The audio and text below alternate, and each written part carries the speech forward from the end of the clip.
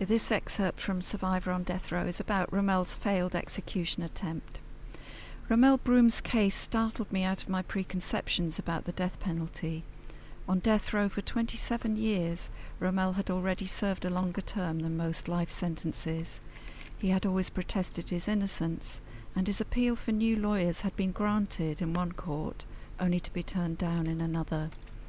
Finally, on September the 15th, 2009, he had been stripped of all his possessions, taken for execution, strapped down, and subjected to 2 hours of torturous attempts to inject him with lethal chemicals. Then, when he unaccountably survived, he was sent back to a cell to await a new attempt.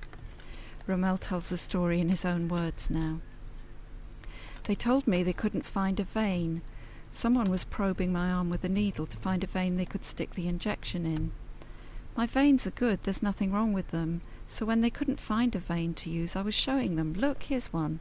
You could see it clearly, it stood out.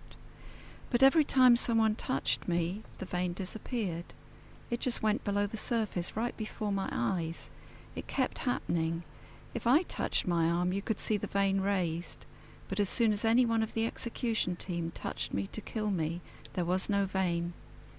One of the guys even brought in a machine shaped like a block. He ran it over my arm and it lit up the veins below the surface of the skin. You could see them clearly, but still, when the needle went in, the vein just disappeared.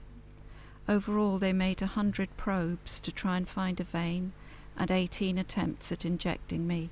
They tried everywhere, all over my body. I tried to help them to get it over with. At one point there were 15 people in the room, all intent on executing me. Some of them went out, but one guy in particular was really determined. He just kept on trying. In the end, several of the guards were standing staring at me, and I realized it was because the execution was not working. It hadn't occurred to anybody that that might happen. It hadn't occurred to me. It was only later, when I was put back in a cell, that it hit me.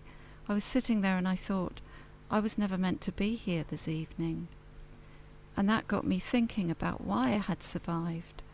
I never thought much about God in my life, but that night my execution didn't work. I thought, this has to be God. How else would I have survived? The night before the execution, I'd been alone in the death watch cell, and there was a Bible in the room.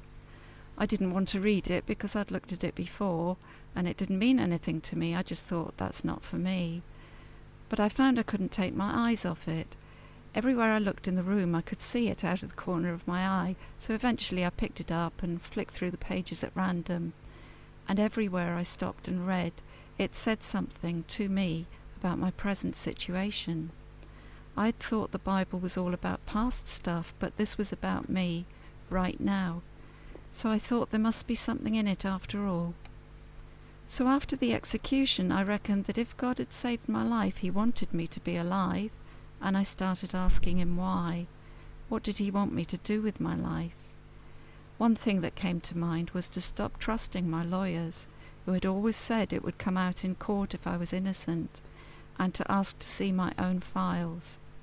And the other thing that came to mind was to tell my story, to let people know how I came to be on death row, and what the situation is with the death penalty here in the state of Ohio in the USA.